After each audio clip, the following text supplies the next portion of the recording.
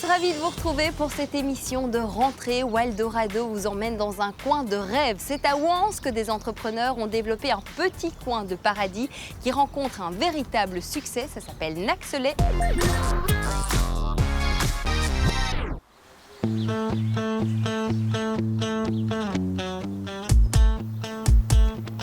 Bonjour Julien. Bonjour Émilie, bienvenue à Naxelet. Merci beaucoup, en tout cas le domaine est magnifique. Vous êtes le directeur d'ailleurs de Naxelet. Oui. Comment a démarré cette activité?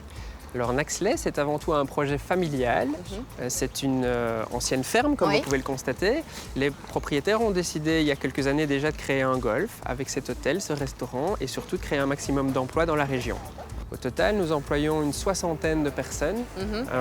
Ça va évidemment du golf, l'entretien des terrains jusqu'à la structure Horeca. Il y a pas mal d'étrangers qui viennent aussi vous dire bonjour et jouer et surtout prendre du bon temps. Oui, heureusement. Nous avons aussi pas mal de clients des pays limitrophes qui sont attirés par les différents événements, par les séminaires, mais aussi pour découvrir la culture culinaire de notre région.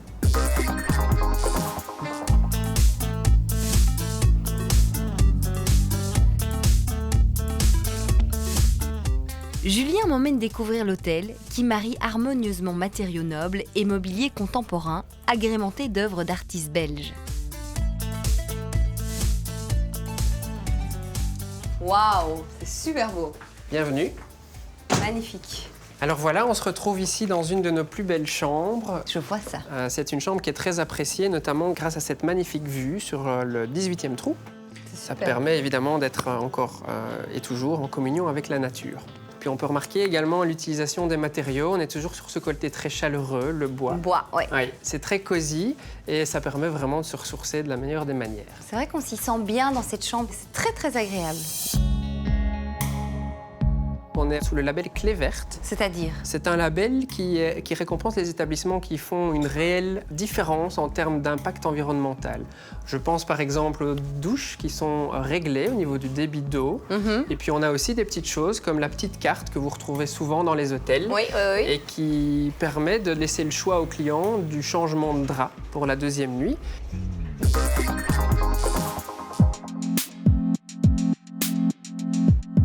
Wildorado est de retour en SB pour découvrir Naxelet, un véritable petit paradis. Et c'est avec Lisa et son potager bio que je continue ma visite. Alors moi, ce qui m'a vraiment surprise, c'est que j'ai rendez-vous dans un golf et puis là, je débarque, il y a un potager. Lisa, c'est un peu bizarre ça. C'est vrai que c'est pas très commun. Non. Et en fait, toi, quel est ton rôle? Je cultive les légumes, donc on se concerte avec le chef cuistot pour que je puisse apporter des légumes justement qui sont un petit peu hors normes, on va dire, et qui vont épater les clients.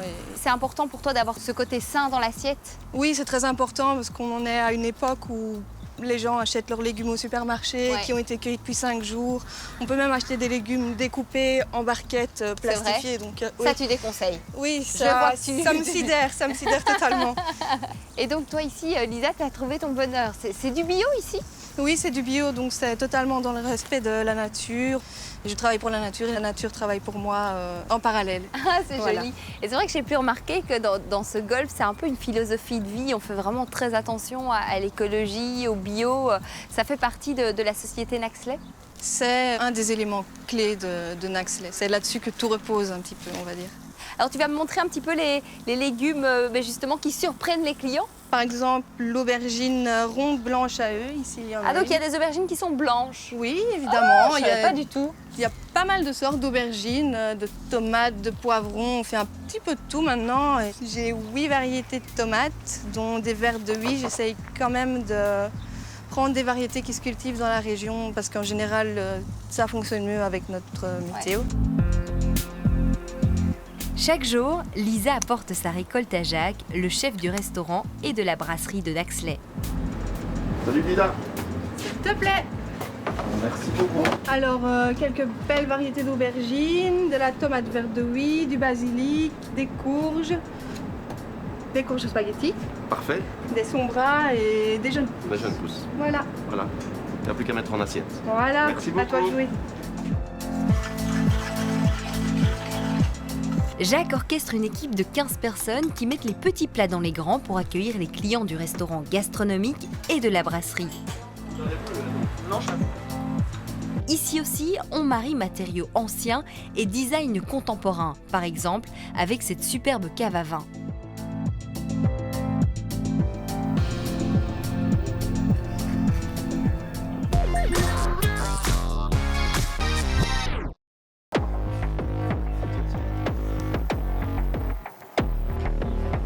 Chez Waldorado, on aime le sport. Séquence action avec Tanguy qui enseigne le golf à Naxley. Balancer. Ouais. C'est de tendre les deux bras ici et tu me fais un petit bisou des genoux. Donc tu tends les bras. Bisou des genoux. Ouais, vas-y. Tends la jambe gauche, tendre et fais-moi le vrai bisou. Attends. Ouais. Tendre et l'autre il vient. Donc ça c'est le bisou. Un petit L ici, gentiment. Le bras gauche là il est bien.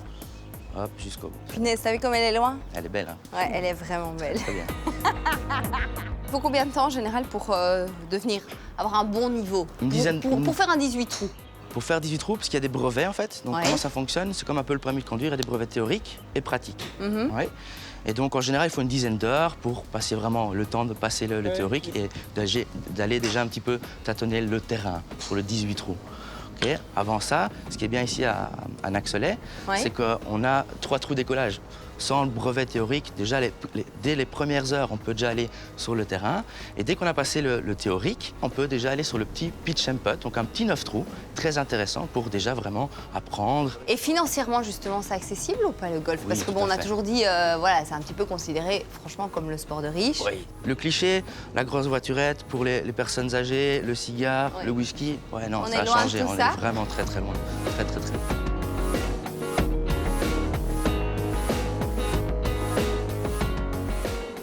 Tanguy n'est pas que prof, il est aussi le 3e meilleur joueur européen en longest drive.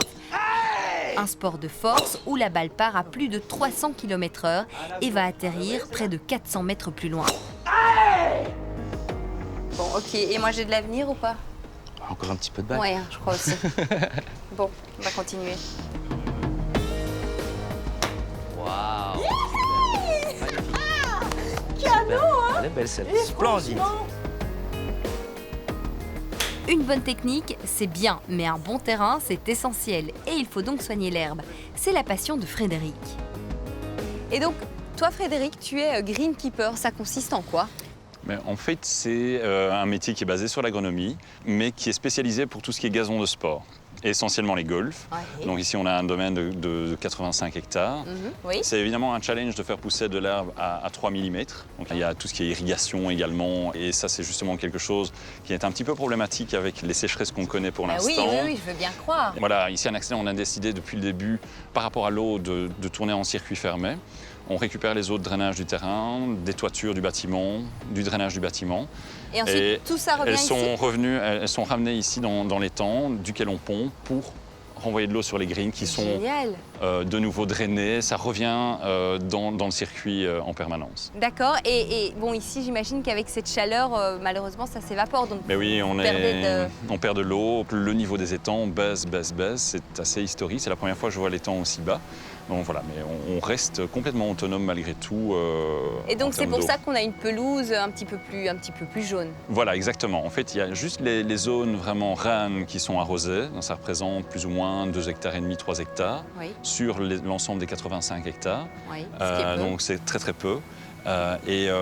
Celles-là doivent absolument rester vertes pour le jeu. Et c'est pour ça qu'on appelle un green. C'est parce Oui. que c'est la seule zone qui reste verte sur un parcours de golf en cas de sécheresse.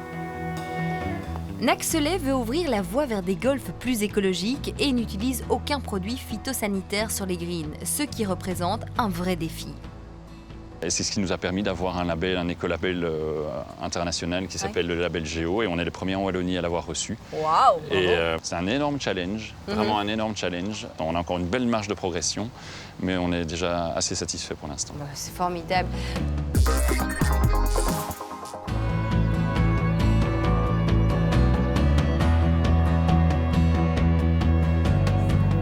Naxley, c'est aussi un espace wellness pour se ressourcer, voire se faire chouchouter. Et on n'est pas obligé d'être golfeur pour en profiter.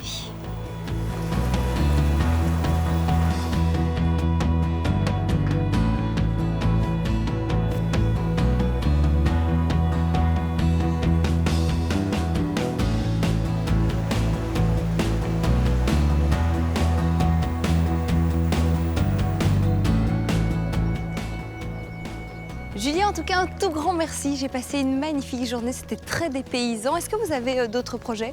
Oui, on a pas mal de projets. On essaye de mettre en avant d'autres lieux comme celui-ci. Vous en saurez plus très vite. Bon, ben on se revoit très vite alors. Merci beaucoup. Merci beaucoup Julien. Quant à nous, on se retrouve la semaine prochaine pour découvrir de nouvelles pépites wallonnes.